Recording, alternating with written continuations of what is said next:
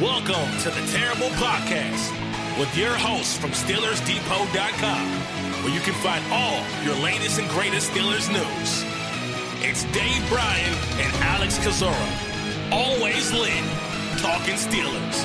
And now, here's Dave and Alex.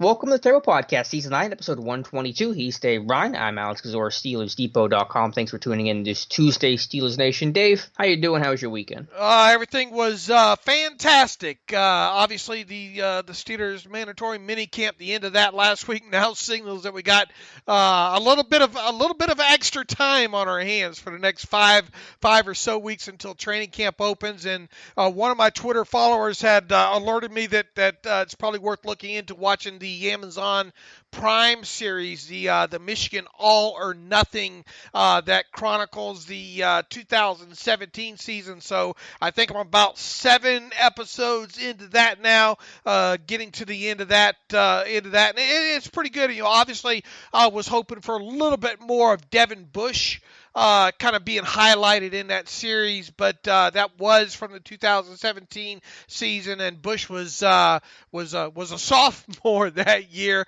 and I mean that there is quite a bit, some good moments of him in there. I kind of wish this was of the 2018 season, and I don't think they did the 2000. I'll have to look. I haven't even gotten that far into research. I just went back to season 1. I don't know if they chronicled it last year or not. I haven't even looked into that yet. But it's pretty good. I should finish up that series probably later on tonight. But that's been keeping me busy, and obviously, got all this time on our hands, going back and looking at quite a bit of tape from last year, not only from the Steelers, but some of their newer players like Dante Moncrief and Steven Nelson as well. And we'll talk, I think, a little bit about Dante Moncrief and some of the things that he did last year and previous seasons with the Indianapolis Colts a little bit later in this show.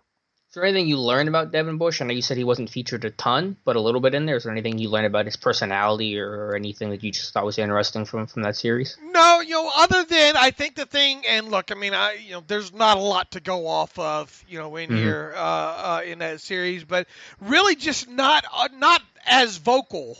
And I think that's one thing that we've kind of learned, right, this past since he was drafted, is probably not the most vocal kid, and that's obviously something, not that doesn't signify that he can't be a good leader, but also to keep in mind that he was not they had what was his name, Mike McCray or Mike McCrary? Mike McCray. Yeah. He was the defensive captain right. that year. So obviously Bush was just a sophomore and a very young kid on that team. So that's why I say it'll be interesting to see how much development Bush made, from his sophomore to his junior season as far as a vocal leader. But I think that's the thing that stuck out the most. Not that it was bad. It's just, the kid was a sophomore, and you had another defensive leader on that team in Mike McCray in the middle. I talked to McCray at the Senior Bowl a couple years ago, and yeah, he definitely had that presence about him. So I could understand that. But I know, like you said, I think Hayward's talked about, maybe Keith Butler's talked about, Bush needing to be louder. But he's been the signal caller before, so I think it's something that just comes when you become more confident and comfortable with the shoes that you're in. But, let me know if anything else comes up with that series. Yeah, thank you for the Twitter reader that recommended that to us. And, Dave, we'll jump into the offseason. And right now we're kind of in the real dead zone, at least the very start of it, with OTAs and minicamp wrapped up. But, Dave, you had a nice recap post yesterday on Steelers Depot of the 7 key things we learned from the 2019 offseason practices. I'll just take them in order as you posted them. And first off the list here is the likelihood of adding another tight end, or at least the attempt to add another tight end. We saw that with Jordan Leggett, the waiver claim they put in on them. Michael Roberts we'll get to in a moment here. But I think it's very likely, I think you agree with this, that they're going to add a tight end at some point from now until week 1. Yeah, I think if we did learn maybe anything about a potential addition from here on out, over the course of the last 4 or 5 weeks or so, it is the fact that this team might possibly add another, number 2, number 3 like tight end. Obviously on the cheap. You go back to it was just days after you wrote about Jordan Leggett. Then the Steelers put in a claim for him. Obviously didn't get him, but I thought that was a great signal in itself that they were looking. This is the same team that parted ways with Bucky Hodges. Right around draft time as well too. I think that move surprised a lot of people. Not so much me, because Bucky Hodges really not so much the blocker as he is, more of a wide receiver playing a tight end role, if you will, there. So that that didn't surprise me too much. But when you look at this depth chart right now, top to bottom, Vance McDonald, Xavier Grimble, Kevin Rader, Christian Scotland Williamson, and Trevor Wood, who's really long snapper / tight end, and of course Zach Gentry, the 5th round draft pick this year. I realize that Gentry's probably going to be the odds-on favorite to grab that number 3 spot as a number 3 tight end, as a draft pick this year. But make no mistake about it, I don't think that's set in stone. I think he could be beat out here. Obviously, he's going to need a lot of work as a blocker, and something that we've already talked about quite a bit since he was drafted is we think kind of his ceiling is 2018 Jesse James, the guy that just left the Steelers via free agency. Kevin Rader, I'm trying to spend some more time and go back through more of his college tape at Youngstown State as far as a blocker goes. I think he could be a guy to keep an eye on here moving forward. But as I wrote, I think the overarching feeling that I got coming out of the last several weeks is that if a tight end hit the market on the cheap that the Steelers thought they could add, that will be a position they will add. And we've had a close eye on Michael Roberts since Leggett got claimed, and Roberts has been in a weird situation, got traded to New England, then sent back for what's currently an unknown reason. We thought maybe it was a health issue. Lions released him, put him on waivers, and the Packers claimed him. So Roberts is officially out, assuming he sticks with Green Bay. I guess he still has to pass the physical, and we'll go from there. But we'll see if the Steelers put in a waiver claim on Michael Roberts. Yeah, I got a Twitter out to Phil Yates, who's usually good at. I know he gets reports of who put in what claims on what players, and hopefully he'll let us know back whether or not, not that it's a huge deal, but it would be nice to know if the Steelers did put in a claim on Michael Roberts. And as we've talked about, and I wrote about the other day, Michael Roberts is a guy that the Steelers had some interest in prior to the year he was drafted out of Toledo there. He is a guy that they showed up at his pro day. I think they had a dinner or a meeting with him, and they showed him. Them and the Lions probably seemed to show the most interest in him prior to the draft a few years ago. And obviously tough times in Detroit with him. He had, I think, a shoulder injury or something last year that ended up shelving him. A lot of little minor injuries, I think, last year that kind of interrupted his seasons since he was drafted there. And I know there was that initial report that he failed a physical with the Patriots, and maybe that's true. But there was no designation of sorts in the official NFL transaction sheet that was released, that's released daily there. That's why I kind of questioned that. And the fact that the Packers claimed him, and assuming he sticks would lead one to believe that maybe it's not as bad off injury-wise there. But anytime the Patriots claim somebody and then or trade for somebody and then that deal reverts, that's usually not a great sign all the way around. Right. So we'll have to see if he sticks with the Packers. But look, there's going to be other tight ends, waived between now and the start of the regular season. So once again, I think the Steelers could be in the market for one. Sure, and as I've talked about before, it's not just because the issues with Gentry and concerns with guys like Grimble. It's just the overall competition and health of the group. You don't want Gentry to feel like he's locked into that roster spot from day one. You want to make sure there's competition and also most importantly, really, if there's an injury. What if Grimble, Gentry, or knock on wood, Vance McDonald goes down? Then who's your number 3 tight end? Then you're pulling from Rader and Scotty and Trevor Wood. And, those guys are guys that probably just aren't talented enough right now in their career to make a 53-man roster. So you want to protect yourself from an injury standpoint, too, because obviously it's possible that one of those 3 guys would go down and miss time.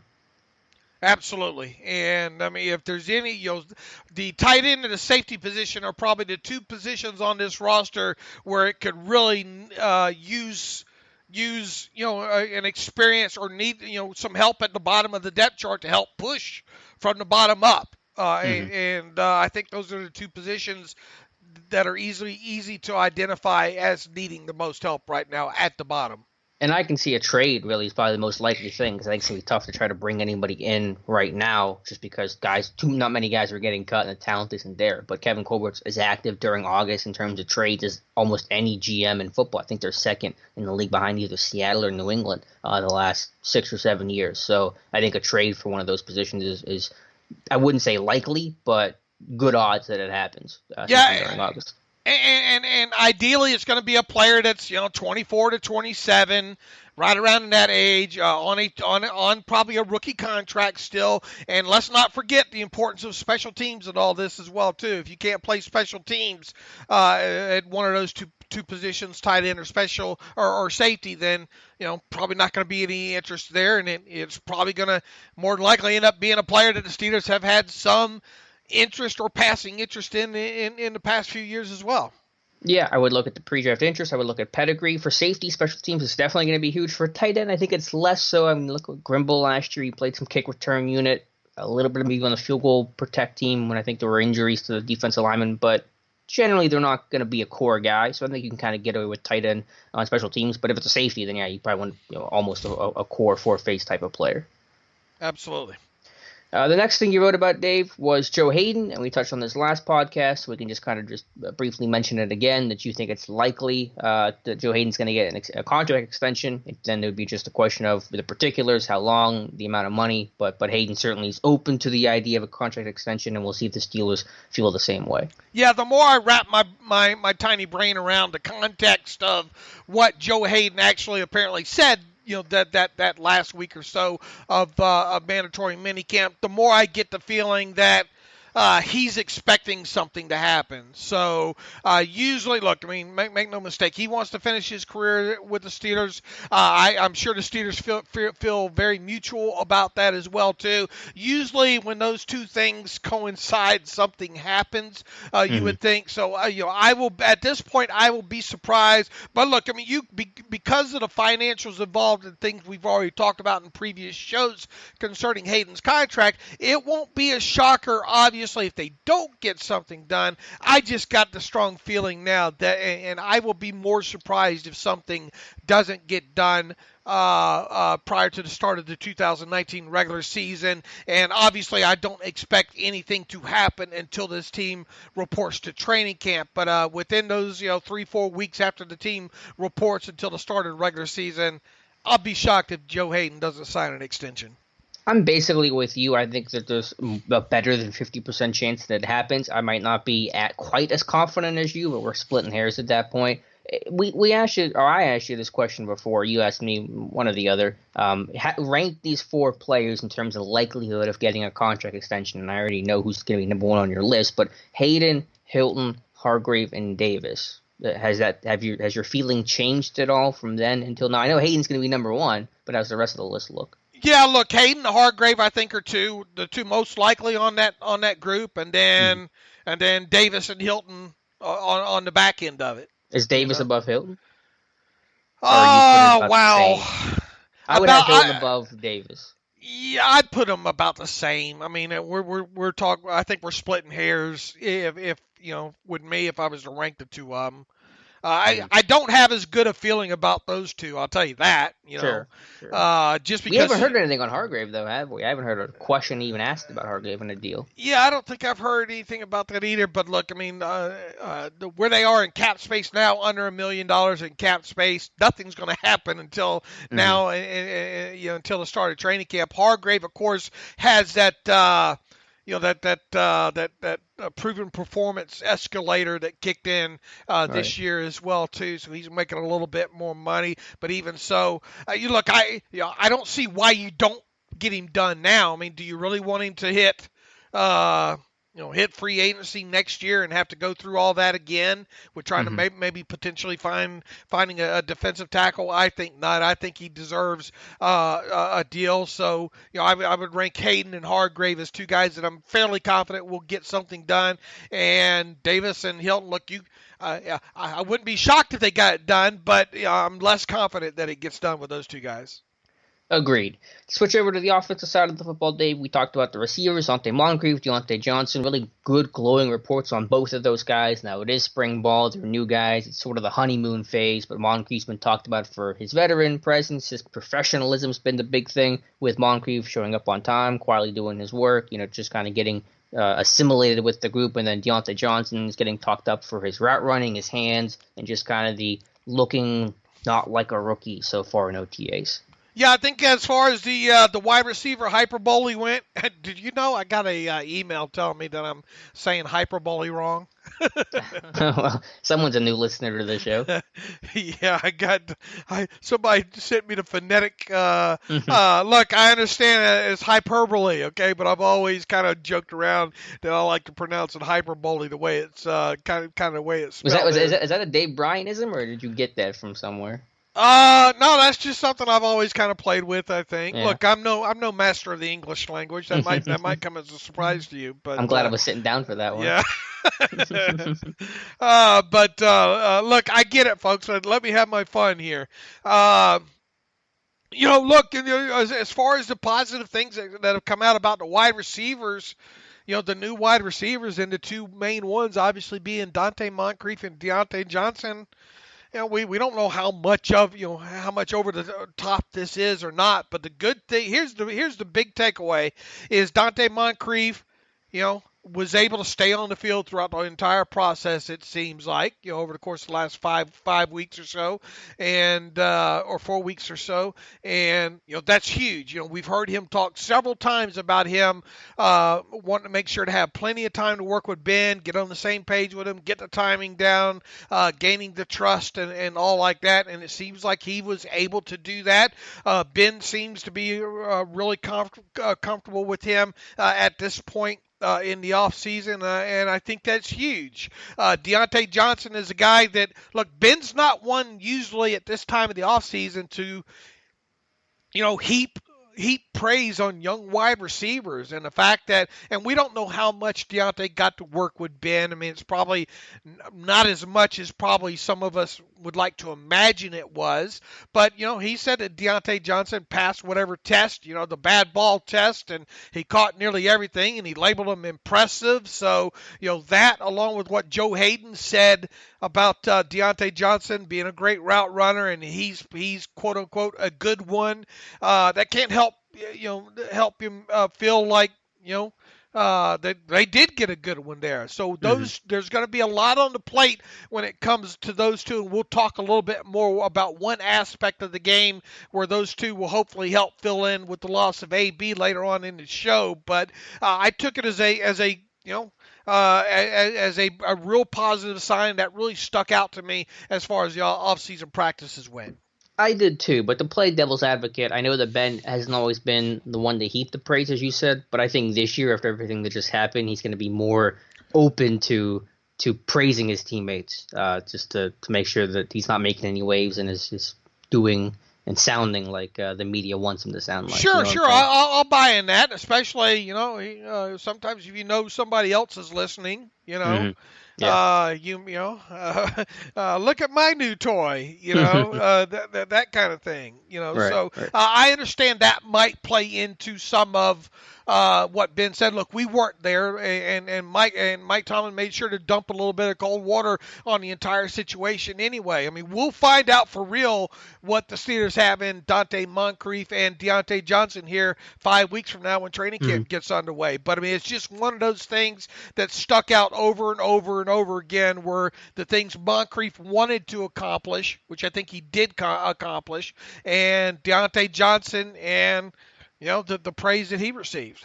Yeah, I don't doubt that Johnson looked good. I mean, with his skill set, his ability to separate, and his quickness, I mean, he should excel in these environments the way that, we talked about Deontay Spencer doing well in spring practice. I just think the Ben's going to be quicker to praise that maybe than he has in the past with kind of the all eyes on him. To go to the running backs now, James Conner's talked about it. It's been speculated. Kevin Colbert's mentioned it. Obviously, they draft Benny Snell.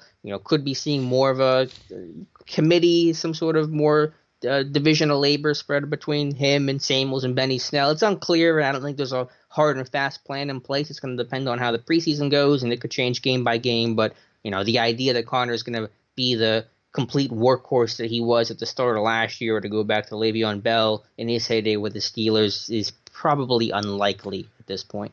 Yeah, here's what I think I know, and that's the fact that I don't think James Conner will hit 270 total touches in 2019. So take that and frame it however you want at this point. How much of a decrease in workload will Connor get? Look, we've talked time and time again about young running backs with the Steelers. They're not going to get on the field unless they can pass protect. So that's one of the things that we're going to be looking for right out of the chute with Benny Snell. Although a breakdown that I did not long after Snell was drafted showed some good want to when it comes to Benny Snell pass protection. I mean, I don't know about you, but I feel a lot more comfortable about Benny Snell and his possible pass protection at the NFL level than I did a year ago when it came to Jalen Samuels. Oh, that's a low bar. Yeah, I mean, Samuels just didn't do it. Right, because we just didn't do it, Yeah. So, but I think Benny Snell's going to be okay in that area. But once again, it's one of those things that we'll see during training camp and during the preseason and all like that. Is Benny Snell going to get right in there right away week one and play 10, 12 snaps? I don't think so. I think you're going to see James Conner come out and shoot, probably be the bell cow, if you will, with a little bit of Jalen Samuels mixed in there. But I think as the season progresses, maybe into week 3, week 4, maybe you see a little bit more Jalen Samuels, and maybe you start seeing some of Benny Snell, maybe short yardage, whatever. But I think as the season goes on, I think the entire goal, and I think this is the biggest takeaway that I've got, especially during the last couple of weeks of Steelers off-season practices, was the fact that they just got to make sure they monitor James Conner more so than they did last year. I mean, he handled the workload, I thought, very, very well. But then come that week 12 or week 13 game against the Chargers, even though it was kind of a freak injury with the ankle getting landed on, it still happened, and it's now been two seasons in a row that Connor's been banged up and missed some time. So I think you got to be weary of his workload, especially during the middle of the season. So to some degree, I don't know how much, we'll definitely get a grasp of this probably the closer that we get to the season, is that there's going to be some sort of decrease in workload for Connor during the 2019 season. I don't envision Snell taking a big portion of the snap count. I just think he'll take a specific set where, again, short yardage, goal to go, where he might take 3 plays a game. Samuels is the guy that I think obviously where the split's going to come into play. And I think they're comfortable with him now. I don't think there's going to be an easing in process with Samuels at all. I think you'll see him come in for some more passing situations. Not that Connor can't catch the football. I thought he improved there greatly last year, but Samuels, his skill set is to be a receiver. So that's where I could see the split really working of maybe 70-30. I'm not quite sure how it's going to go, like I said. But Snell's not going to take away a lot of snaps. It'll just be some key snaps. But Samuels is the guy that could really come in and get involved. Yeah, I'm fixing to write about success rates and the Steelers running backs last year versus 2017 when it was primarily all Le'Veon Bell. So we'll talk a little bit about that maybe later on in this show, kind of tease it a little bit, and then that should be up on the site on Steelers Depot later today, kind of a full article looking back at success rates and comparing 2017 to 2018. Mm-hmm. Yeah, so definitely check out for that article dropping later today on Steelers Depot. Dave, the next portion you talked about, next takeaway that you had was Devin Bush fast-tracking, and I think you're absolutely right. When they drafted Devin Bush, you have Mark Barron, you have Vince Williams. I thought maybe Bush has some sort of sub-package role in the first month of the season. Obviously, he's going to play, but he just might not be the guy. It really feels like Bush is going to be starting week 1 against New England. I don't know if that's your feel or not. Obviously it's going to depend on preseason and how he progresses, but right now it just feels like their intent is to get him on the field as soon as possible. Boy, this seems like Ryan Shazier all over again. Yeah. It really seems like T.J. Watt all over again from just a couple years ago. In today's NFL, man, you got to get these guys. I mean, Dick LeBeau's long gone, right? I mean, Dick LeBeau. It was so hard for rookie players to get on the field when Dick LeBeau was in Pittsburgh. Now, obviously, they had a lot of veteran talent still around that team at that time as well too. But just in the several seasons here, when it comes to these young first round, mostly it's all been defensive players anyway. You gotta get them on. I mean, why in the heck did you move up 10 spots to draft a guy like Devin Bush if you're not going to get him on the field? Right away. And it really has from day one with him. It's just been the sits that he's being fast-tracked. And I think the only way that gets derailed now is some sort of injury that would set him back and miss time during training camp and the preseason. You would think now after him going through the rookie camp, the 3 weeks of OTAs, and then of course the mandatory mini camp. This is a guy that, considering his football background and his pedigree and everything that goes along with it, that should have a fairly good grasp of what's going on now. And now we'll see if he can play a little bit faster once they put the pads on at Latrobe for training camp.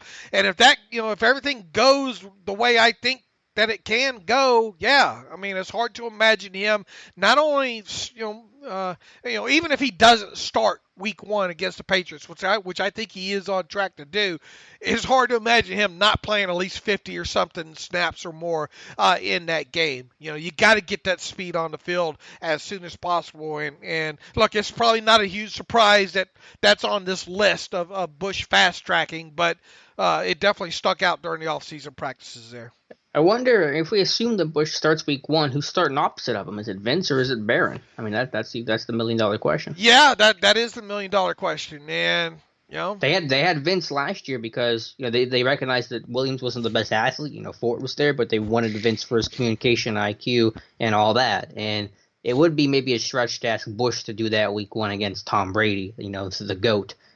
So I could see Vince probably starting and doing some of the signal calling in week 1. Yeah, but obviously you would expect to see all three of those guys, Barron, Williams, and Bush, right? To some degree. Yeah. I'm just asking about starting. Yeah. The second most snaps. Vince is in. Vince has probably played. What percentage of snaps did Vince play last year? It was weird just because of the rotation. He missed the last week of the season. He played maybe 2/3 if I had to throw it. I don't know the number exactly. I can look it up real quick. He'll be probably hard pressed to reach that number this season. Whatever that number is. I've wrestled with it because there are so many good qualities, the steady, consistent play, but obviously you bring in Barron, you paid him some good money, you get Bush in there. It's going to be tough, but again, I view it as a very good problem to have because this is not the situation this team was in last year. They were in a much worse place. And look, a year ago we were talking about Fort, Williams, Matakevich, and Bostic, and I'm sure Kevin Colbert and company were still trying to sell us that Matakevich versus Bostic would be a battle, even though we knew better than that at the time. But man, has this middle linebacking core changed? 71% for Vince last year. Bostic came in at 54%. Yeah, it's going to be tough, I think, for Vince to get that kind of percentage, barring any kind of injury or whatnot, I agree, but I don't think it's going to be him going to the bench and an afterthought to maybe some people. No, I envision more of a 50% maybe number. Yeah. I mean, he's still going to get on the field. Like you said, probably more earlier in the season than later because of his ability to communicate and all. Yep, definitely. The second takeaway you have, Dave, and this is the big one. I mean, this is the one every team hopes for, is no injuries, at least no major ones that we're aware of. Team got through healthy. Some of the guys that were injured in the offseason had surgeries came back. Again, you mentioned the only guy that might have is probably the furthest away working back from his injury was Gerald Hawkins, but even he practiced throughout OTAs. He's coming off the torn quad last year. He estimates to be, I think, 75%, and hopefully to be closer to 90% for the start of training camp. So good place health-wise. Yeah, Mike Tomlin might not worry about it, but I sure do.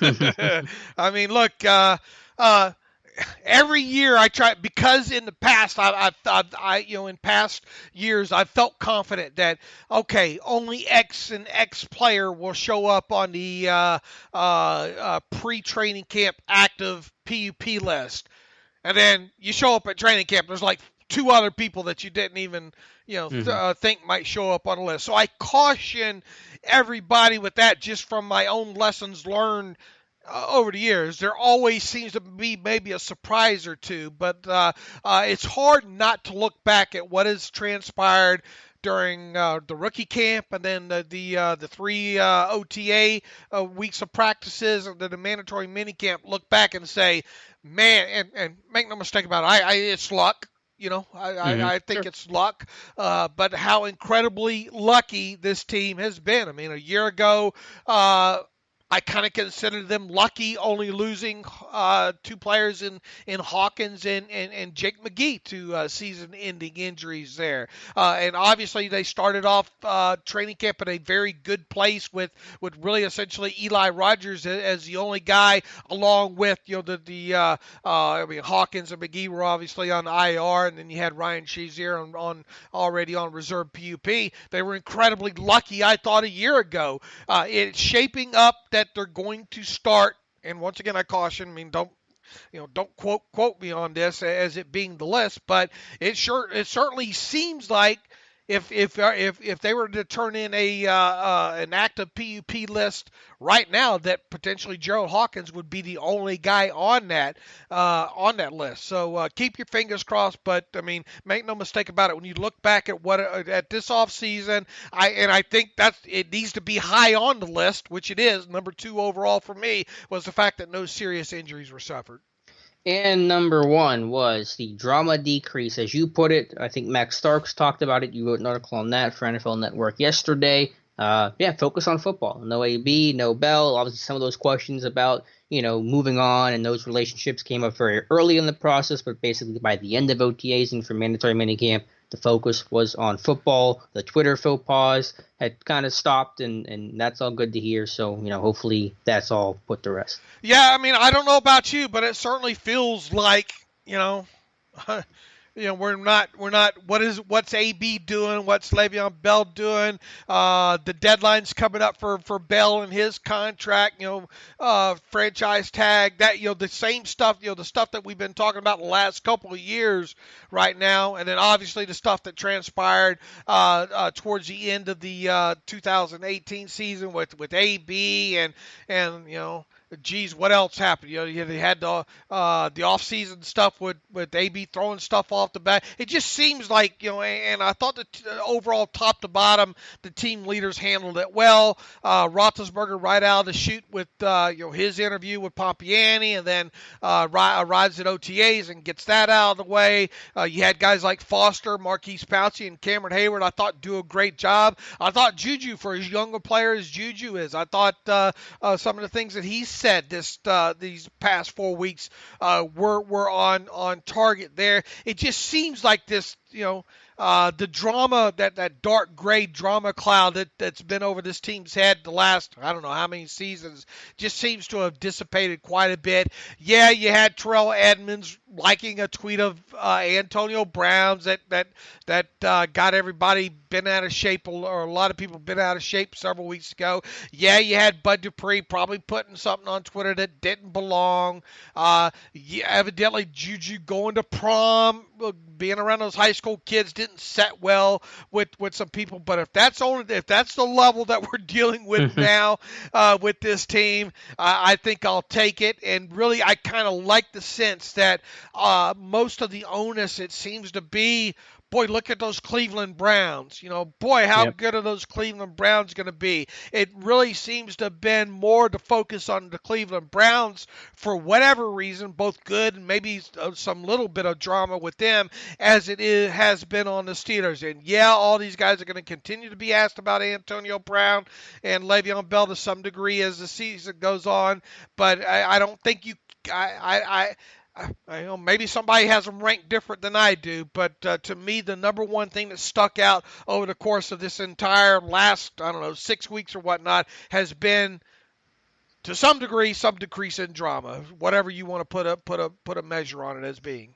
Let's just hope it stays that way, because obviously this is a time where there's not a lot of adversity, not going to be necessarily a lot of drama created. I know Cleveland's a little different story, but that's a whole different can of worms. But this time last year in Pittsburgh, there wasn't a whole lot of drama going on. Things, I think, were pretty quiet, and it bubbled up as the season went on. I do wish the media would stop asking Juju about AB, though. I mean, it's not like they were BFFs. I don't know why that everyone has to continue to ask Juju about his relationship with AB and all that. I mean, I think that Juju said all that you literally can say about it, and you got to put it to bed and move on. But yeah, I get the sense this group is one that's going to stay together and not have any drama pop up, or the drama that does pop up, they'll squash it pretty quickly. Yeah, and I think Ramon Foster and Pouncey and Hayward, are doing a real good job at that. Right now when it comes to the leadership. And look, I'm sure maybe they're not afraid to get on some of those younger kids. Hey, you be careful what you do on Twitter, with this and that and the other. Maybe some tiny valuable lessons were learned with a few of those quote unquote Twitter faux pas earlier, during the process here. But yeah, I mean, look, it's better than what it's been, and it's not even close when it comes to the level of drama right now. Absolutely. So that's the news from what happened on the field at OTs and minicamp. The one piece of news that came off the field, which I thought was interesting, realized this, 2 days ago, about 11 p.m. I was scrolling through the Steelers front office list. Real quick before you move on, is there anything on my things that stuck out that would you add? Look, it's not the end all do all, but do you agree with those being at least 7 of the 10? And did I miss anything that you would have put on the list? No, I think it was a comprehensive list. I mean, maybe just the overall speed of the defense and some of the comments that's come from Ben and some of those guys. Maybe Deontay Spencer being a potential sleeper, but I think you have the list pretty good. All right, fair enough. But yeah, like I was saying, going to the Steelers front office list, and there's been a change. Oftentimes after the draft, you'll get some movement. The Steelers generally less than others. They're pretty good about having a stable and group that remains unchanged. But one change that has happened is Kareem Kasem has moved on from the Steelers. He was the analytics and football research coordinator, was hired in 2015 while teaching as a professor at Carnegie Mellon. Saw the change, realized that he was no longer with the team. I reached out to Kareem, and he had told me that he has a job as a data scientist for Duolingo, which is an online app, I believe, that helps you learn new languages. So he is gone, unfortunately. Now, he told me that Jay Whitmire, who we reported on, hired this past December as an analytics intern, will take over his spot. So it sounds like Whitmire is staying. But we know the Steelers have always had a interesting relationship with analytics. Tomlin's certainly not the biggest fan of them, and so I think losing Kasem in this process is probably a blow to that department, even if they're still retaining someone like Jay Whitmire. And Ryan Shazier commented on this on Twitter yesterday as well too. So he hates that he's gone, and for a player to come out and say something like that, yeah. I don't know what you make of it, but what is your overall kind of takeaway from all this news here? Well, I mean, it's a blow to that side of things. Now, I don't know why he left. I don't know if he just got a better offer. The Steelers didn't want to bring him back. I mean, I'm not going to get into any of that stuff, but we know the Steelers have always, like I said, had that weird relationship with analytics where you knew it was happening. You knew that there was someone doing those studies, and Colbert seemed a little more open to it than Tomlin, but how much of it was truly being applied by the decision makers, Colbert and especially Tomlin. We know that Tomlin is a gut guy, not necessarily a data and analytics guy. He's basically said that before. So yeah, I mean, again, I know that they're keeping a guy around, Whitmire, to handle that stuff, but I think it's a blow to the people that like analytics. We know that's the direction that not only football, but all sports are moving to, and I worry a little bit this team's lagging behind. I think they apply and have applied the analytics side, the number side, more to the draft than anything. Would you agree? The I'm whole not. the whole spark thing and that kind of thing. There are some things that tend to stick out more with them in analytics when it comes to the draft, more so than anything else. I'm just not sure. I would love to know some of the studies that he's done. I mean, I think that a lot of people think it's just challenge related, and I don't think that's necessarily accurate. I mean, I think that it's a wide range of topics that they approach. I'm sure the draft is part of that, but I just don't quite know what they look at and how that gets reflected in the way they operate. Man, I would hope somewhere along the line of predictability and play calling and stuff like that. Situational things. How predictable are you? Hmm. Those kind. I mean, it's absolutely. I love analytics. I love stats. I was the kid that driving my old man crazy at 4 or 5 years old, getting the sports page and memorizing the box scores in baseball and those kind of things. That's one of my earliest memories as a sports fan was the kind of the analytics box score numbers side of things there. Obviously studied the back of football and baseball cards, those kind of things there. So, and I think it's easy to tell in my writing and focus over the years that I do love the stats end of it. And man, when you look at the way some of these how far these analytics, I mean, look, we chart stuff, right? I mean, Hmm. we chart a lot of stuff related to easy pulling up stats on certain situations and how many guys are on the field in these situations and personnel group. That's all of what we do now, and we believe have helped made Steelers Depot stick out over the years. And when you look at the things that are coming down, with analytics, with the things that what's the NFL scraper stuff and things that with the players wearing the trackers and the yards of separation. I mean, we're getting into a time right now with analytics where it's really exciting, where it's also really hard to wrap your brain all around. And for the Steelers not to seemingly, at least seemingly, we don't know, Hmm. not embracing it full on is kind of discouraging, right? A little bit. Now, to be clear, I think Colbert's a lot more open to it than Tomlin is. I think I found a quote from 2015 that basically said that Colbert already had a bunch of projects lined up for Kasem whenever he was first hired. So, I mean, I think that there's that element. Like I said, I think maybe you're right. Maybe it's reflected more in the draft, since that's going to be more Colbert's thing than a game day and regular season data and study. But again, I just don't know what they look at. I think a lot of it could be, as you said, the players wearing the trackers. I think that's some valuable information. Maybe there's a study done on, how many reps is too much or how many reps is needed for a player to feel like, that they're comfortable and getting enough work in. I just don't know. I'd love to be a fly on the wall and know some of the things they looked at. I'm sure it was a broad range of topics, but he was just a valuable guy, had a great resume, really smart. We saw him speak at some of these big conferences about analytics and sports, and I think the fact that he's gone, as Shazier said, and I'm sure Shazier has worked with him on the scouting side of things, that this is a loss for the front office. And obviously, football is more chess than it is blackjack, right?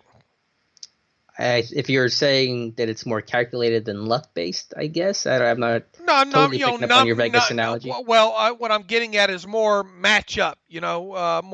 More, chess. More. I guess what I'm getting at with football is more about identifying and exposing matchups versus the percentage, chance of counting cards and hitting 21. What I'm getting at in Yeah. blackjack, probably more of a mathematical element than say chess is. Okay. That's what I'm kind of getting at there. In other words, analytics is a little bit tougher in football.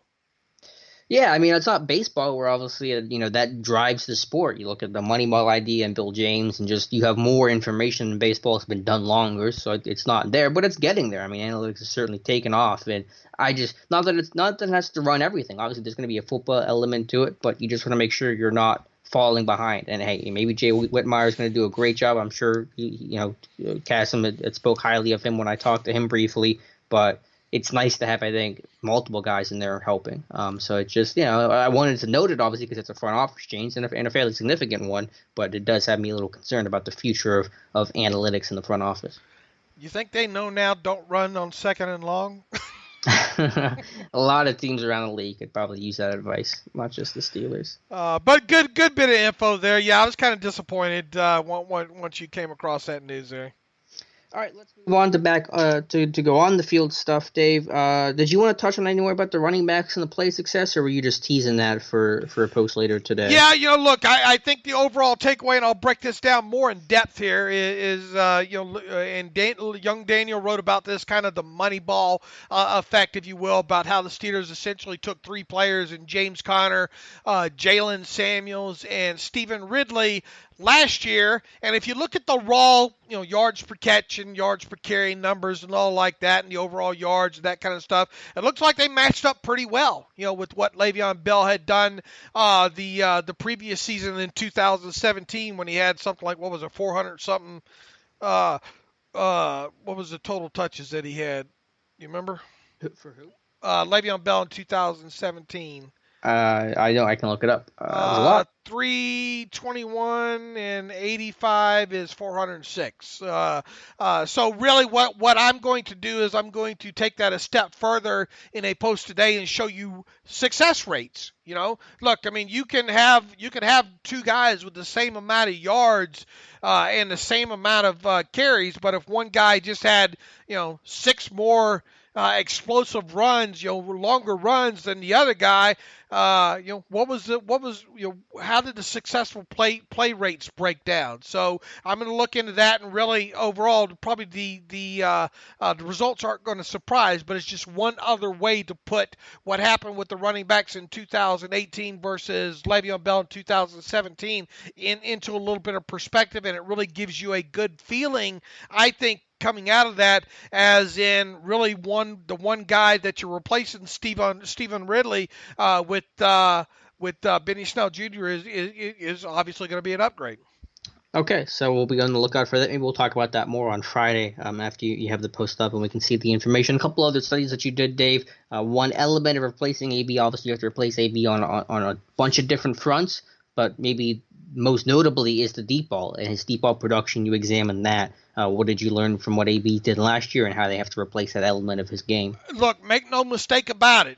They are going to miss the element of what I call not just a deep pass, because the NFL classifies a deep pass as a pass that flies 16 or more yards past the line of scrimmage. So I took it a step further, what I like to call the ultra deep pass, which is 20 yards or more down the field in the air past the line of scrimmage there. And you look back at Antonio Brown over his career, man, he had quite a few of those, right? Quite a few for touchdowns as well, too. And when you even look back to last year, where are my numbers here?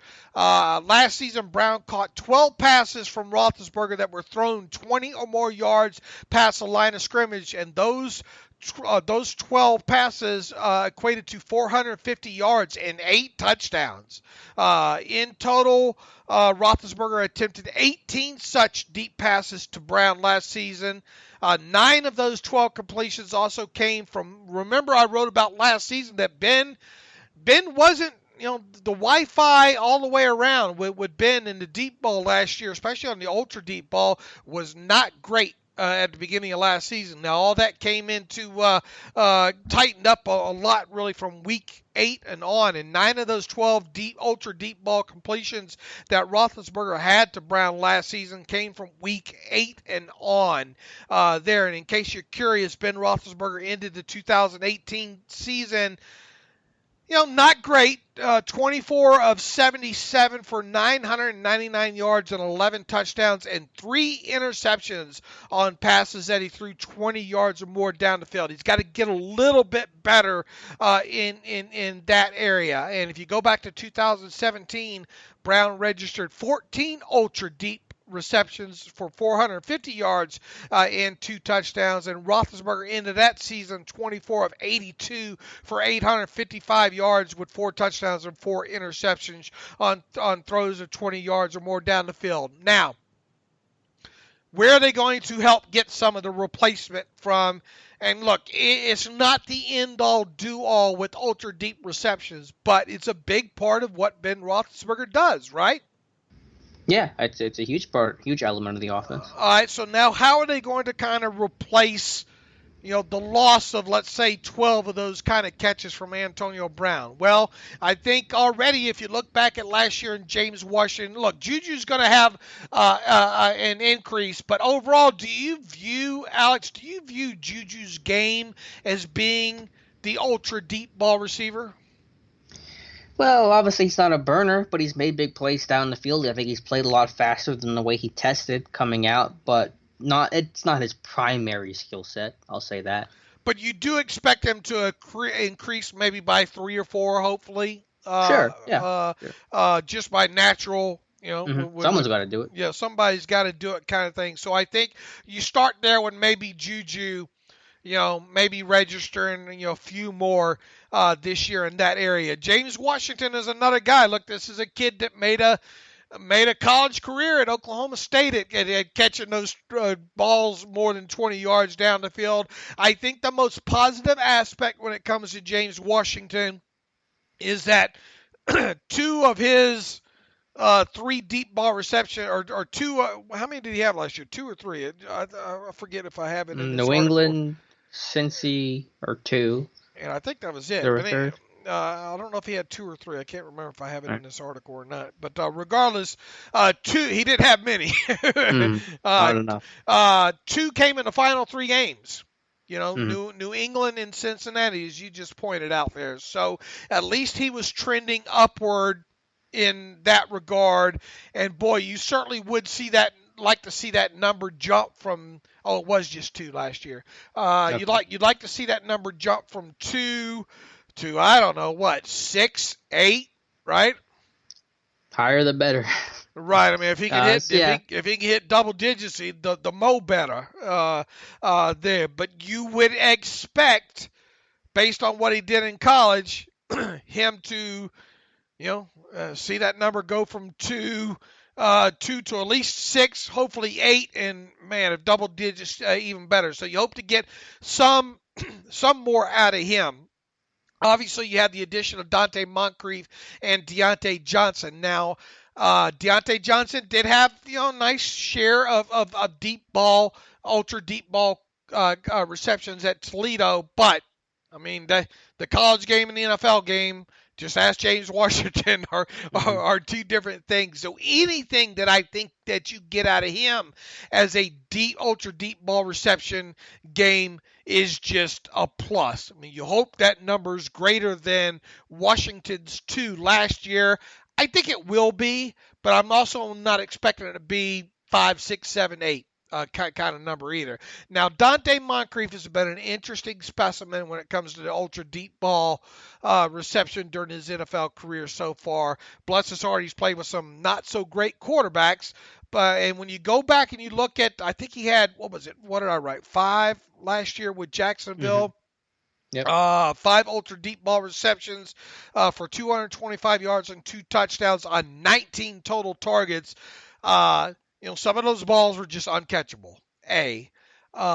B, the thing that I stuck out on and I went through all 19 or 20 ultra deep pass targets last year, and then went back and looked at several of them from his time with the Colts, both with Andrew Luck and without. And this is probably not a surprise. I mean, he doesn't get a lot of great separation at the top of his routes when it comes to down the field, and you don't see one. And yes or no to that?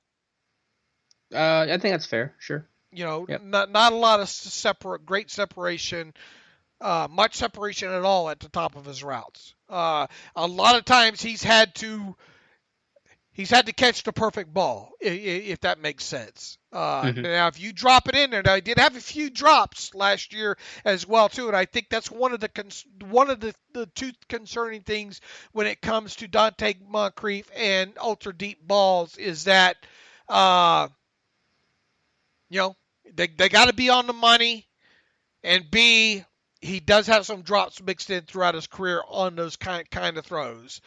So Ben's going to have to be ultra accurate down the field with him. And I think the other thing that sticks out with him is you don't see some of the things. Now, make no mistake about Antonio Brown and his ultra deep ball completions during his time in Pittsburgh.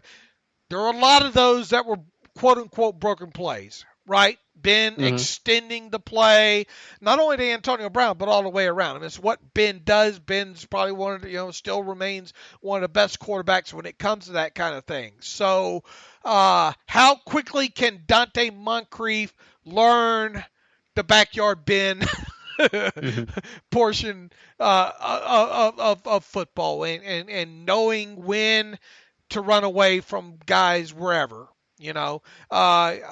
I think, I'd like to see Moncrief catch, 6, 7, 8, ultra deep balls. But I think it's going to be overall my takeaway from putting this post together in statistical aspect versus the film aspect of it is it's going to be tough for them to replace the ultra deep ball completions that Antonio Brown gave this team. Sure, it'll be tough to replace anything that AB did and did so well, which was everything. Now, what about Vance McDonald, though? Vance McDonald should be able to catch a couple 20 yards downfield. You would think so, but, we haven't seen a lot of that so far, right? Yeah, but I think maybe it's just change, needing, just changing the routes and knowing the importance, because you didn't have to have Vance do it in the past because you had AB to do it. So now maybe you have to change your approach and get other guys involved. And we saw Jesse even do it a couple of times last year, right? More so kind of more broken plays, right? Yeah, like they ran that. What did they run last year to get Jesse so open? Not the wheel route. They ran some play to run off the other play. Well, against the Chiefs, right? Well, what there one against the Chiefs, I think. I'm trying. That's against Denver, where they ran one play to set up another to get Jesse open. The double move, wasn't it? They ran a double move. Yeah. The double move, one of those was, right? Yeah. The one that he almost dropped. Yeah, it hung forever, and he lumbered. So, he was getting it open, not because of anything super special about his game, but just scheming it out. But that's fine, too. Hey, like I said, Randy Fiedler's going to have to scheme this stuff a lot more than he did last year, and that's going to be the test for him. Like I said, Roethlisberger last year... What did I say? 24 of 77. So 24 ultra deep ball completions. Over or under that? You taking the under? Yeah, hard not to. I'll take the under. It's going to be 20. Boy, if they can hit 20, I think they've done good. Yeah. Because here's something else to keep in mind. Hopefully they won't need as many ultra deep. What I'm getting at is hopefully they won't have as many long fields to have to drive this year as they did last year as well too. And once again, it's not the end all do all. Obviously, the Patriots are not.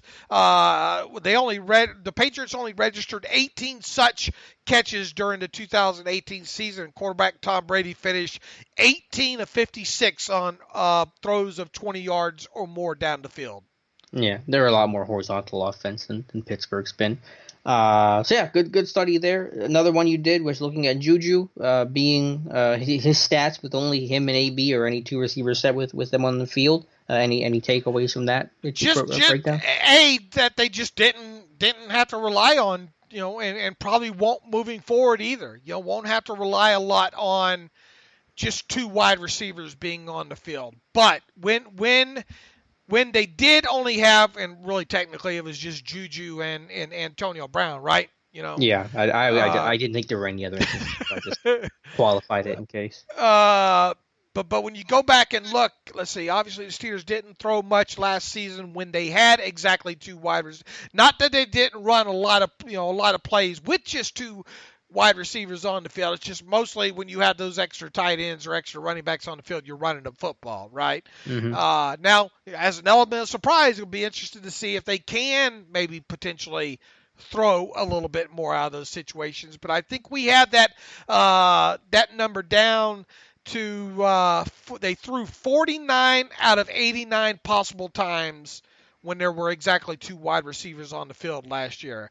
Now, when it comes to Smith-Schuster and his targets on those 49 plays, we have him charted down for 10 targets in total, with 3 of those coming in the Week 3 game against the Tampa Bay Buccaneers. And I have all those plays, all 10 of those targets there for you. A lot of them, some deep go balls in there. A few of them were a little bit of, I think, some broken plays maybe in there, and some quick slants and all like that. So not overly surprising when you go back and look at what he had. I thought his production was definitely okay. Heck, that 97-yard touchdown against the Broncos was in a situation with just 2 wide receivers on the field. But on top of it, a little bit of predictability in there, because you see the 2 of the exact same plays run against the Broncos and the Ravens.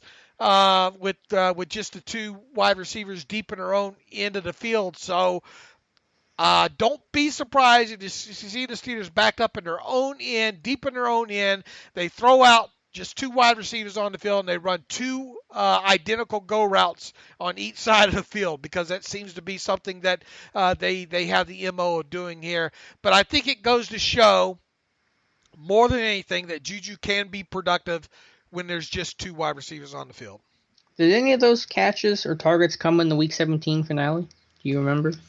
He didn't have a catch in 2 receiver sets, right? I don't think you had him listed for one. Not a target in Week 17 in 2 wide receiver sets. How many did they run? Do you have the number? I don't have it in front of me. Because you imagine it's going to be even harder now, because for 2 receiver sets, you got Rosie in the game, you got Grimble in the game, like all the attention's going on Juju, because you're just dying. You're letting the offense let someone else beat you. Like I said, they ran, 89 total plays? Mm-hmm.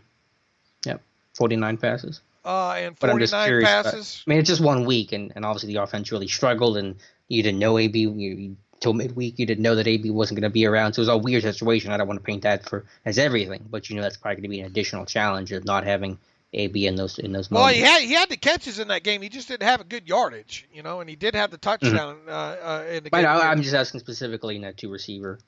I wouldn't imagine there was many of them, but I'll have to go back and check. Yeah, okay. Fair enough. The one study that I did, before we get to some reader emails here, I just looked at, and I know I've harped on the topic so much, but this stat blew my mind so much I had to write about it.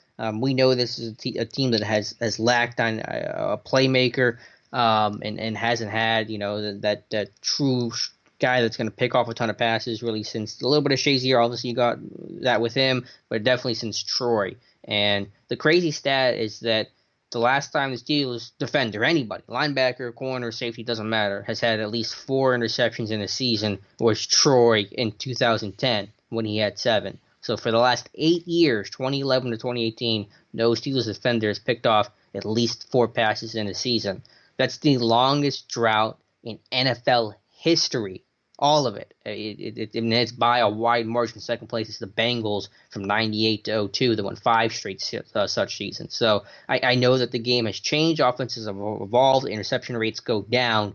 But still, I think that just highlights better than any other stat I could bring you about the drought this team's dealt with of not having playmakers, not having that one guy that you can consistently rely on for interceptions. So again, the numbers I'm looking at this year for this defense, because I think the biggest issue they have right now is lack of takeaways. Hit 25 team takeaways as a defense and have at least 1 defender pick off 4 passes. I think one feeds the other.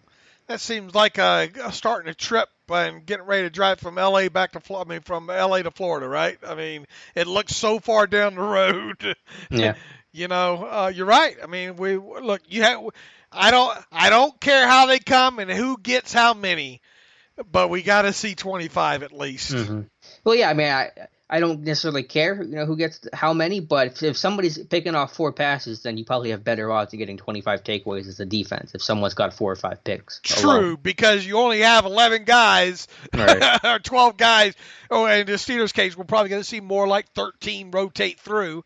13 or 14 different guys rotate through this defense throughout the season. And when you figure that you're just not going to get a lot of interceptions from those front guys for obvious reasons, that leaves your back end guys. So, if you are going to hit the 25 number, then odds are you're going to have at least one guy have 4 or 5 of those, right? Mm-hmm. And for those who missed why 25 is so important, since 2000, every Super Bowl winner besides one, the Patriots in 2013, I believe, had at least 25 takeaways as a defense during the regular season. So that's the magic number you want to hit. 7 of the last 8 years, this team has not done that. And so that's why 25 to me is that key number. 2 a week. One and a half a week, right? For a player, 4 picks, so it's 1 a month. I think that's doable. You get 2 in a game, awesome. But, Steven Nelson had 4 last year, so rooting for him to get 4 again. But once again, as we've gone, go back and you look at the 8 interceptions last year. They could have had a lot more of them, but the fact is that they didn't. And then you look at the balls on the ground that they didn't get here. That's the one stat that we're going to be watching all season long. I know they lost AB. I know that, and look, they haven't had Le'Veon Bell for a season, last year anyway. I'm less worried about the offense this year than I am the defense. If the defense can start doing their part, and start providing those turnovers, those short fields, that's going to help the offense immensely. And if you can get 1 or 2 more stops than your opponent does in this offensive world that we live in the NFL, it's going to be the difference in some games. So we said it time and time again. If they don't hit that turnover number, they're not going to win the Super Bowl. Plain and simple. Did you see the piece of information I had in there with the last Steelers corner with 4 interceptions in the season? Did you see who it was? Or if you didn't, do you know who it was? Or you want to take a guess at who that player was? It wasn't Artie a few years ago, was it? Nope, he had 3. They've had a bunch of guys that have had 3 picks. I'll give them that. They've had like 15 dudes since whatever I look back to that have had 3 picks, but 4's been tough to get. Jeez. Last corner we know Troy did it. Troy was the last defender to do it. He had 7 in 2010. And he had 7 in 2008. It's funny, both those years that team either won the Super Bowl. I don't know. Was it Hot Rod? No, it wasn't Rod Woodson. No, it was Deshae Townsend in 2004 with 4 of them. Didn't one of those come against the Cowboys? I didn't look at That's not later off Tony Romo. Is that what the one you're thinking of? That was like 06 or 07, wasn't it? I might be confusing my years. A little bit later. That was the one where I think Dallas came back and Steelers ended up winning it. Is that the Townsend pick you're thinking of? I think so. Totally different kind of.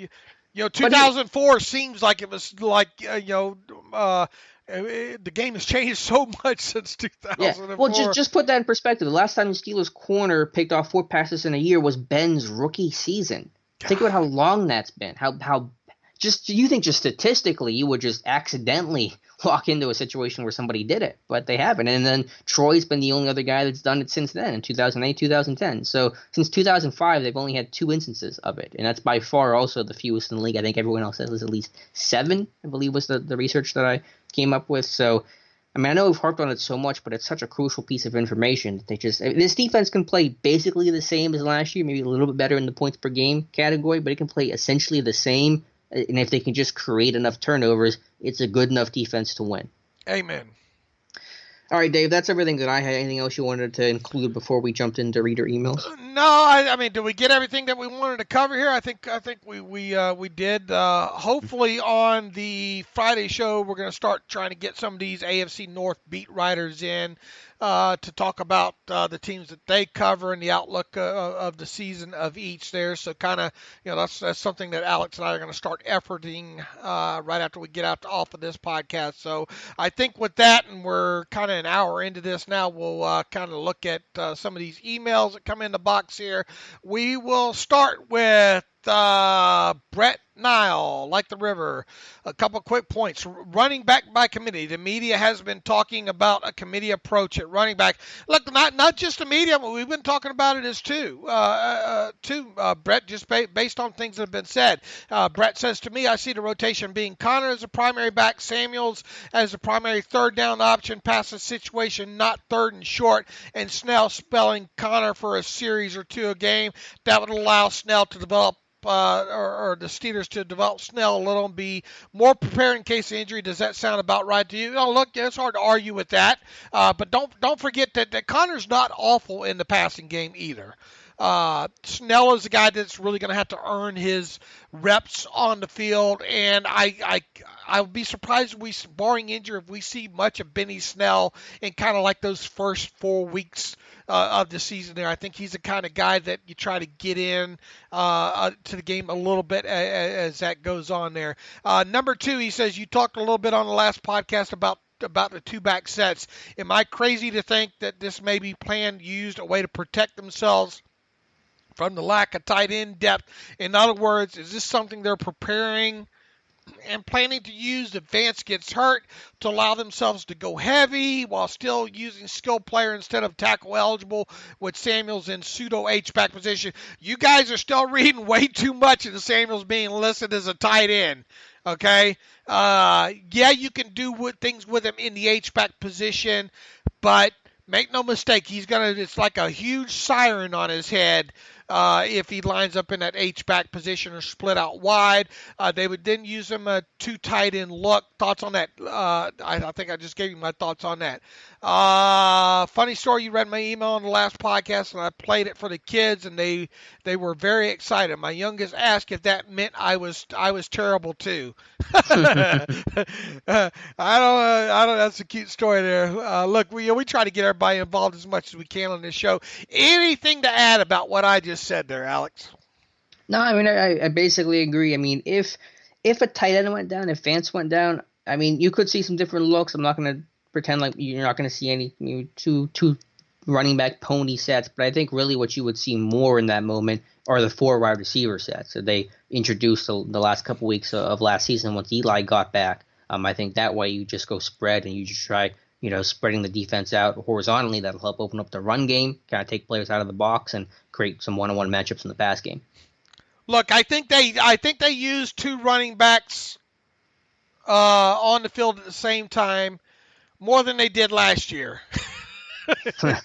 Which was 0. 0.0000. Is it going to be 10? Oh, boy, I would certainly bet the under on that. If it was 5, you still taking the under? Yeah, that might be the number, you know.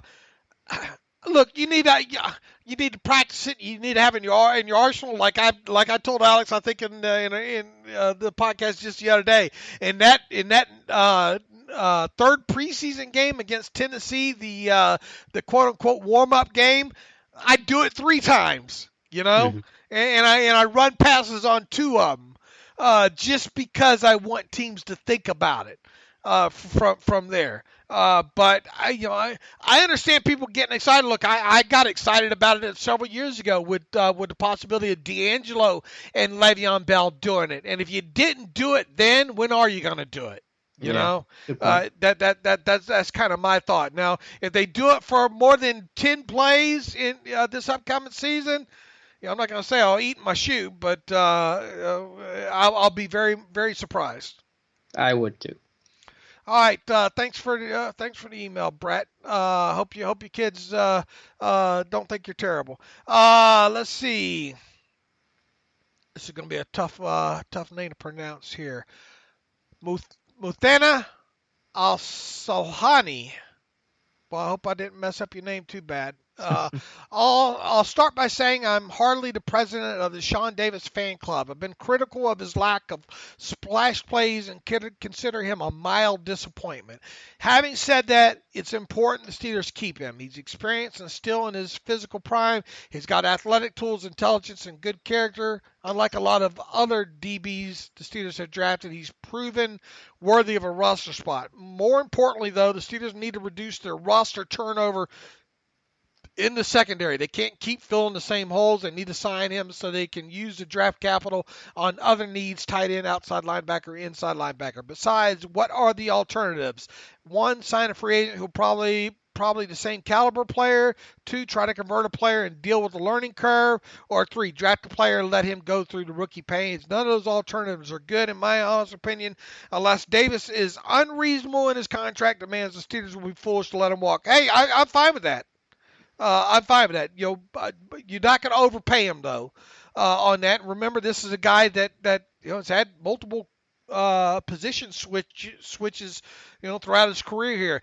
Do they like him enough, and will his demands be reasonable enough though to sign him? You remember, it takes two to tango here. I just am not. I have no problems with them signing him to an extension before the start of this season. I'm just not confident the two are going to meet on a middle ground on a number there. I know it's a bit of a risk because if he plays well and the safety market's hot, he's going to have more leverage, but I really wouldn't sign him to an extension. I think this is such a critical year for Davis. Some of that, yes, is the team's fault for moving him around so much and not letting him get comfortable in one spot. But I want to see what he does year two at free safety. I want to see some improvement. I think there are parts of his game that are solid. His tackling, to some degree, has improved. I think his communication, the intangibles he brings are important. But, Tomlin mentioned this with Dupree, and I think the same applies to Sean Davis. He's got that mix of youth, where he's still only 25, but also experience, where he's been playing a lot of football. And so this is going to be – you're going to get the best version of Sean Davis this year, and I want to see what that version is, what that ceiling is, before I commit any money to him long term. Yeah, it's going to be interesting to see. I mean, look, if he does have a great season, you could always tag him, Sure. know. Because if you do an extension, not only are you paying him, even if you get a bit of a discount, you're still paying him, but also you've invested in that position that you won't reinvest in it in the draft for the next year or two. You're not spending a first or second round pick on that. So I'm not looking at it from just a financial aspect, but just also a philosophy aspect of, And with what the safeties made this offseason and all like that, he even noted a few weeks ago during his interview, look, make no mistake about it, with Drew Rosenhaus as his agent and all like that, he's going to want to be paid at least like a top 15 safety in the league. Mm-hmm. And that's gonna be tough to do, Yeah, I just want to see how he does year two before I commit to him. Now, if you don't commit to him now, you're going to have to pay the price in the tag amount, So now the byproduct is if he has a great season, everybody wins, you know. Plus, obviously, when you have Hayden and Harger, I think those two guys are much more reasonable to get done than Davis, and you just can't get everybody done to a contract extension. We understand where you're coming from, though, with that email, though. Rodney Schuschman writes in, "Hi, guys, 2 positions for discussion today. I think 7, Ben Roethlisberger and Coach T will be extra motivated and pissed this year, and I think 7 is going to light it up this season, and we'll be back where we belong with a deep run in the playoffs. Your thoughts on them being extra motivated this year?" I've never been he's going to be even more motivated this year kind of guy. If you can't be motivated every year, you're doing it wrong. I don't get this. That's it. I'm going to be extra motivated this year. Does that make sense, Alex? Oh, yeah, 100%. I mean, I think you should be extra motivated every year. So, Rodney, I'm gonna disagree with the extra motivation part 1 of your question there. Number 2, he lives in Indy, but still bought 2 season tickets at Heinz Field this spring. End zone, lower level. Cross that off my bucket list. What are some things on each of your bucket list to accomplish? Geez, boy, have you seen... Dave's got a lot of stuff checked off. Yeah, I do. I would like to go to Latrobe, for training camp, once. Look, my bucket list, the bucket's pretty damn full. Alex?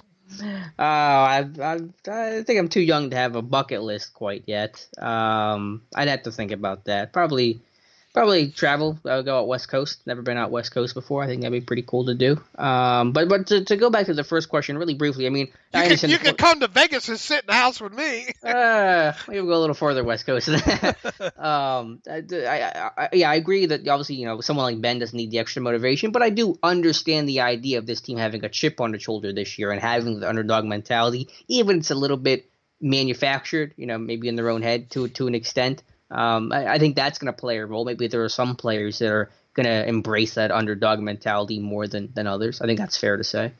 My bucket list revolves around not accomplishing having to accomplish more things on a bucket list.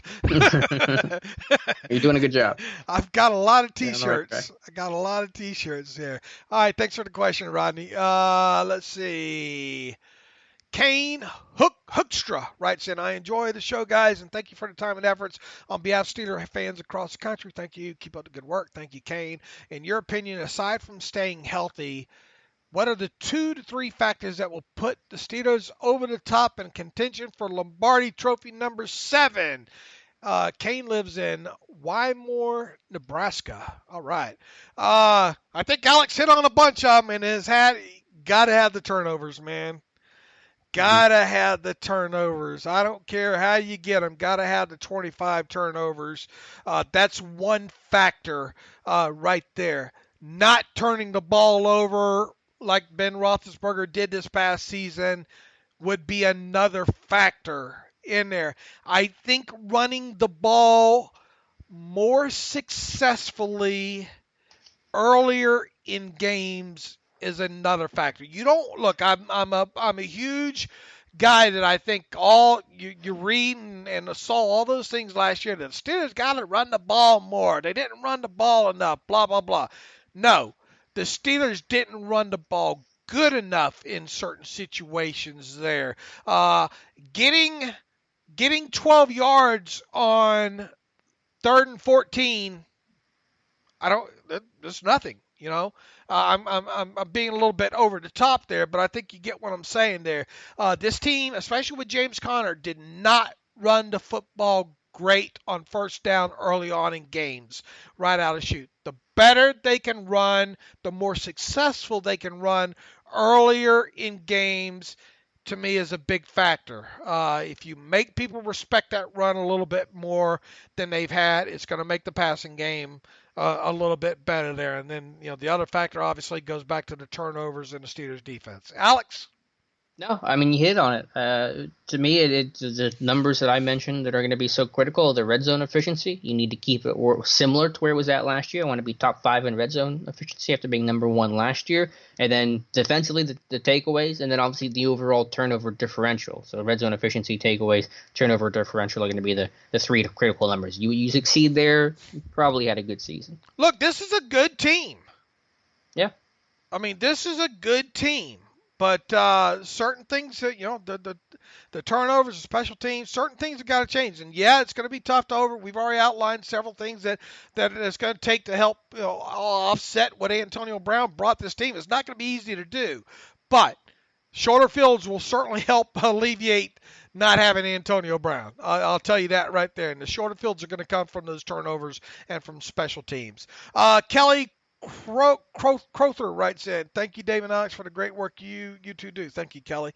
Tunch Ilgen talks a lot about the importance of O-linemen punching out in their use of hands. Which Steelers O-lineman is the best at using their hands? The old Tunch punch, as he likes to call it. The NFL was looking into the possibility of domestic violence policy violation by Antonio Brown when he reportedly pushed down one of his baby mamas. Have you heard the investigation is still going, or has the NFL closed this investigation? I haven't seen where they've done anything more about that with Antonio Brown there, Kelly. So, probably no news is good news when it comes to Antonio Brown.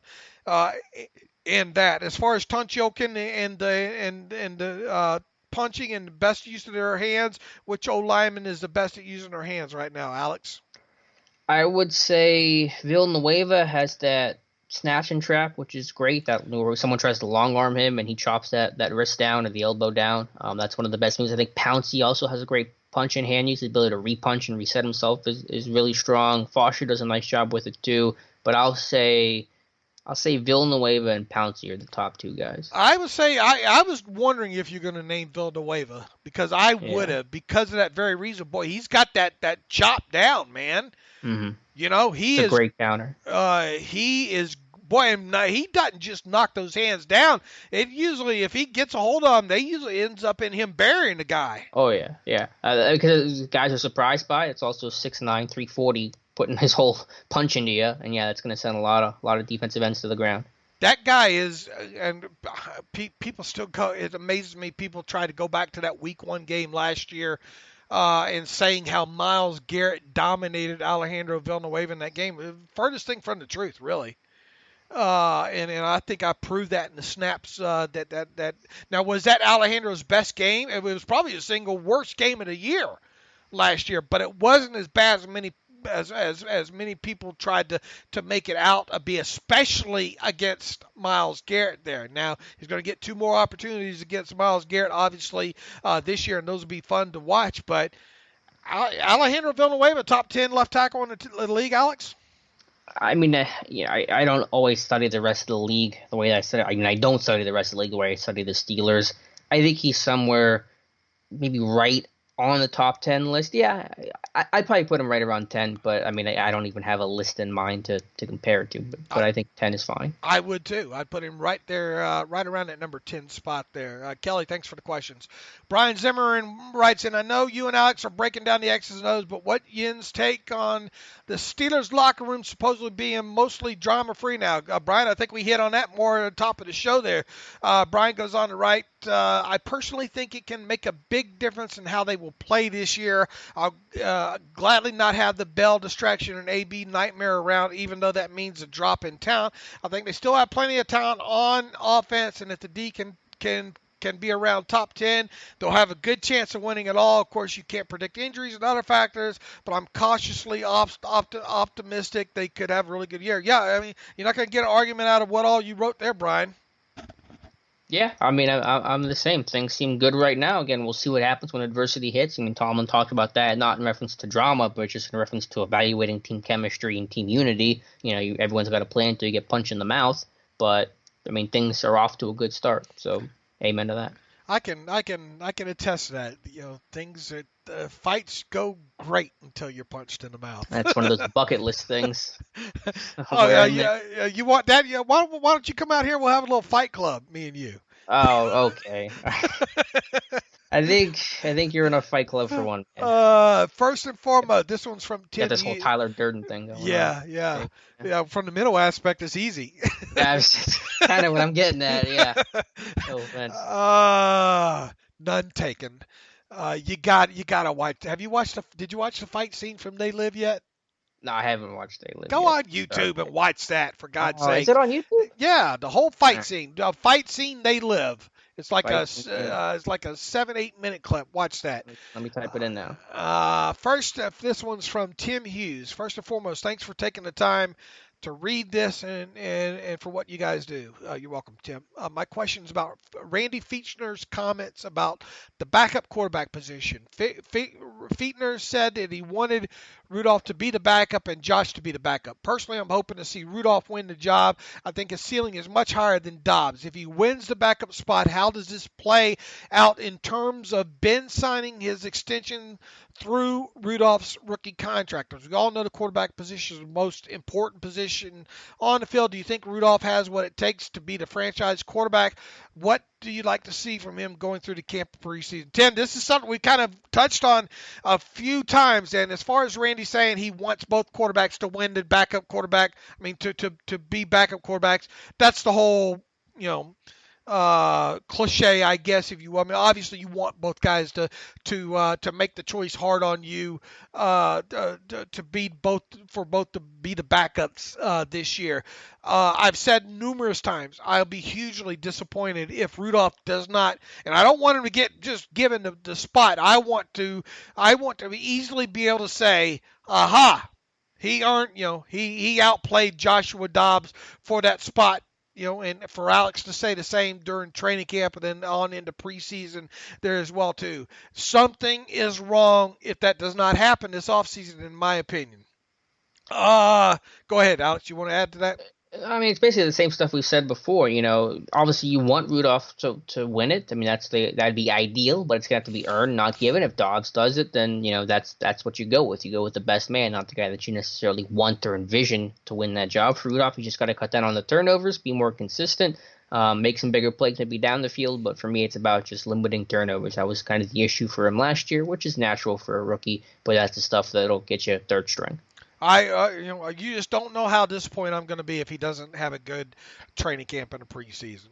I think we differ a little bit on that. I wouldn't be as super. I mean, it'd be disappointing, but I wouldn't be as alarmist as maybe you are being about it. As far as the backup spot and how does this play out in terms of Ben signing his extension, once again, I think I answered this to a question a couple of shows ago or so. I'm not there to worrying about that right now. We all need to worry about, can Rudolph be a good number 2? First and foremost, and does he show signs of being maybe a potential starting quarterback down the road? Until we get to that part of the bridge, there's no sense worrying about the extension or anything past then. I don't think. Look, a lot of things may or may not happen with Ben between now and that happens. If Ben is still on top of his game, who cares? I mean, obviously, who cares what's going to happen?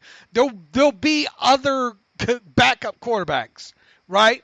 Mm-hmm. But I think it's easy to try to draw the line in the sand because of Ben's age and where Rudolph was drafted and all like that, as far as that possibly being when the change will happen. But I don't even want to begin to think about how things will turn out with Rudolph's rookie contract and Ben's contract, potentially overlapping until we got to find out what type of quarterback Rudolph is first and foremost. Once we get there, boy, if Rudolph goes out and just blows it out of the park, I mean, this year during training camp in the preseason, we're still going to have to frame that as it being what it is. Yeah, I'm not worried about that element of the discussion right now. That's so down the line. That's not even on my radar, to be honest. And I don't want to find out who Rudolph is during a regular season. Well, if he's number 2, you might find out a little bit about him. Yeah, I want to take, put him in it. The only way I want to see him is at the end of blowouts. Hmm. If I have to find out about him before then something's probably gone wrong. Kevin Reich writes in, can any of these reserve offensive linemen possibly play the tight end role we had a few years back? I guess you mean checking in and playing that extra tight end. Yeah, I think Chukwuma Okorafor can. I think maybe Hawkins did it. Hawkins did it a couple of years ago. Matt Filo's obviously had to do it, probably not as much, and probably would be the guy at more near the bottom of the list that you'd like to see in there. But yeah, and I think you will still see 2 or 3 times a game, and especially if they don't find him a good number 3. You're obviously going to see some Vance McDonald, Xavier Grimble, sets this year and all like that, and 2 or 3 times a game, I expect you to see an offensive lineman come in there and help. I've always kind of wished they had Finney try it a little bit. I know he's not the biggest guy, but he's big enough to go against some of these defensive linemen. He can move a little bit, and he played tackle a little. He actually played a decent amount of tackle at Kansas State, so it's not totally new to him to play outside. Well, Finney actually did do that. What was it, a couple years ago against Baltimore? Did he log a couple of snaps as the extra tight end? You're probably right. I probably just forgot that part. So, yeah, I guess Finney could do it. There wasn't much. I don't remember much of it, but it seems like there was a couple of snaps that he has had to do that. Okay. Before I had to go back and look at the numbers on that. Listen, Kevin, though, it's not overly exciting to see the extra offensive lineman come in. Look, there are certain situations where you can use it, though. I just don't expect we'll see it much. You like it against 4-3 teams because that's your tight ends to block 4-3 ends is difficult. So against Cincinnati and 4-3 teams like that, you like to have your tackles in there instead of your tight ends. Jason Campbell, our buddy, writes in, Dave and Alex, thanks for all the hard work. I'll keep this short. Who do you predict will have a bigger impact on defense, specifically with turnovers? Davis or Edmonds? So the question is, who's going to create more turnovers, Davis or Edmonds? Who do you predict will have a bigger impact on defense, specifically with turnovers, Davis or Edmonds? Man, that's a good question. I'm leaning Edmonds just because, A, he's going to play closer to the line of scrimmage, so he just might have more chances. And also because I think he might be more physical. I think he really is going to show that physicality and closing speed.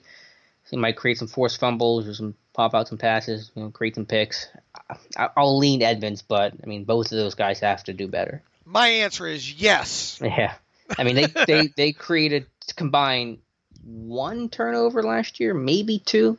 I forget how to look at the numbers. 1 to 2 turnovers they created last year. I think 2. Edmonds, had 1. Edmonds had a pick and Davis had a pick. I think that was it. They didn't force a fumble. And Davis was the deep pass against the Saints. Right. Edmonds was against Tampa. And that was that a batted ball? It was a poorly thrown ball. It was either miscommunication or an overthrow that kind of fell into Edmonds' lap. They didn't force a fumble last year. Let's see. Thanks, Jason.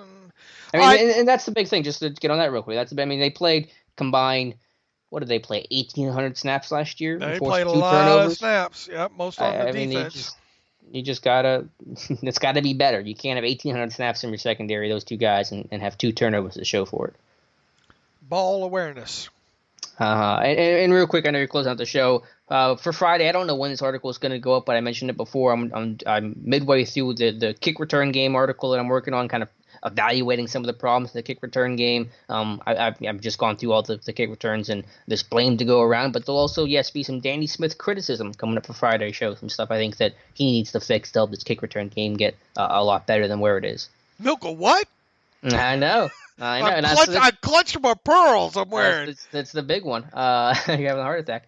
But there's also been issues. It's multi-faced, obviously. Anytime you're talking about a kick return game operation, I'm breaking it down into blocking issues, which there were many, return issues, Switzer issues, which there were a couple, and Danny Smith issues, which also existed. So that article is either going to go up tomorrow or Wednesday. I don't know exactly when, but we'll discuss it for Friday's show. Would you make a great special teams coach?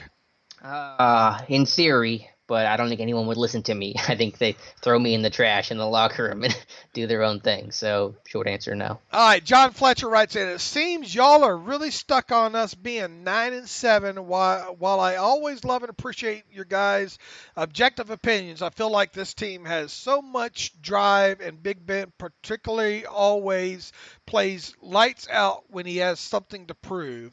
I'm not going to be one of the biased fanboys and say we'll be 13-3, but I think 11-5 or 10-6 is super possible, especially with Baltimore having possibly the worst passer of the football I've ever seen since Tebow, who crumbles once teams have tape on him. Chargers, for example, last year, and the Browns could very well combust. Although I do count.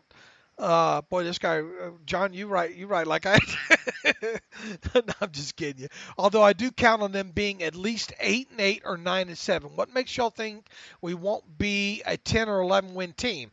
Whoa, back up here first. Hey, don't put too much stock in what Alex and I talk about this team in May and June as far as potential record goes. In fact, every year since I've started doing this podcast, I've been pretty much a 10-6 guy. Why? Because since Tomlin took over, the average is really 10-6 season for Tomlin there. I consider the Steelers 2019 team at worst to be a 9-7 team at worst, and barring no significant injuries to Ben or whatsoever, at worst, I feel this team will be 9-7. Okay, so where does that, where do I think this team at best can be? At this, Alex and I just got through talking a few minutes ago about, there's some talent on this team. I think this team could potentially, at best, and it's a little bit of a stretch, 13-3. But realistically, I think at best at 12-4 teams. So somewhere between 12-4 and 9-6 is where I expect this team to be. So 9-7. I mean, 9. What did I say? 9-4? Yeah, not 9-6. 9-7 and 12-4. I think is realistically somewhere in there is where this team can be, and 9-7 is the absolute worst, I think. Look, they got some tough games. They got to go out to the West Coast. They open up with New England. They play the Rams. They play the Chargers. They play the Seahawks. They play the 49ers. They play, obviously, a better Browns team this year. To go out and say this team can be 13-3, I think is a little bit of a reach. But, I think that's the extreme best. But, I think realistically, 12-4 and 9-7. We're only talking about what, a 3-game swing there. I mean, I think that's us being realistic and objective, right, Alex? It is. I mean, I think that's a pretty broad range. I mean, huge difference between a 9-7 season Well, and 12. I mean, look, there's some key games in there they're going to have to win. Sure. I mean, what I would say is, first of all, I haven't given this team a prediction. I haven't said one. I generally stay away from that stuff when the schedule comes out because I think it's all going to be forgotten about, immediately. And even if someone projects 9-7 and you're saying, well, I think they'll be 10-6. I mean, we're talking about one game. We're talking about one or two plays that could change a team from 9-7 to 10-6, even 11-5. That might be 3 or 4 plays that Remember, this team last year, didn't throw the pick against Denver and picked off that pass in the end zone where Hayden and Davis collided. It's a whole different season. I mean, the record's totally different. So, and if a lot of ifs and buts and candies and nuts, but if Ben plays that entire game against the Raiders. Sure. So I'm just illustrating how fine that line is between a 9-7 team and an 11-5 team. It can be literally 3 or 4 plays that will turn that tide. So you're splitting hairs either way. But I think, I think most people will say they're going to be in that 10-6 range.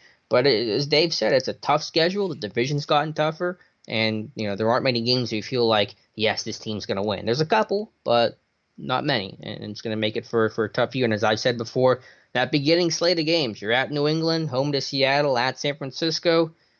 That's tough. That's going to set the tone for the entire year. Now, you do get to play the division towards the end of the year, and that will help. If you didn't start off great, that'll make the end of the season critical. But those first 3 games, man, they're going to be difficult. They're going to be so critical. You got Indianapolis in the middle of the season. Should be a good game. As we said, we got the Rams, got the Chargers. I mean, this isn't an easy schedule. So, and this is a team with questions about the defense. Man, Keith Butler, Dave. You rattle off those names and they get so nervous. I mean, you got Sean McVay versus Keith Butler, Kyle Shanahan versus Keith Butler, Bill Belichick versus Keith Butler, Frank Reich against Keith Butler. I'm getting nervous. Yeah, I mean, and that's and look, we kind of semi touched on this a couple of shows ago.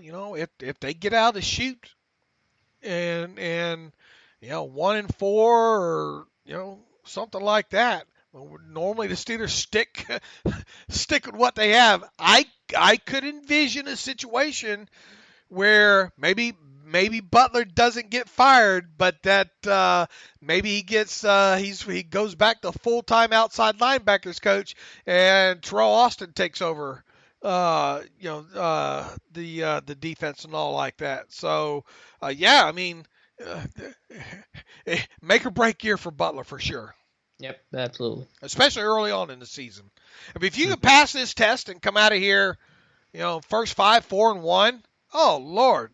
Throw a parade. Sure. And it just can't be any excuses. I mean, this defense is almost literally entirely made up of former first-round picks, first or second-round picks. I mean, they're eventually going to just point to coaching and say the talent's there, you're just not making it work. Right. I mean, if you got that many first-round picks invested as you do now. I mean, how many first-round picks are there? There's Hayward. Artie, Watt. Well, I'm assuming Artie's not going to start, so okay. Cast them aside, but the starting and then the main sub. Okay, well you got Hayward, you got Watt, yep, you Dupree. Got Bush, you got Dupree, Hayden. You got Hayden. I'm counting. Yeah, okay, counting Hayden. Edmonds. Edmonds at 6. I'm missing anybody? I think that's everybody we have. The main guy. So that's 6, and then second round picks are Davis. That's 7. Davis is 8. Am I missing anybody else? I mean, and then Steven Nelson was a third-round pick, but a big signing, so we can just go 9 for him as a high-priority free agent signing.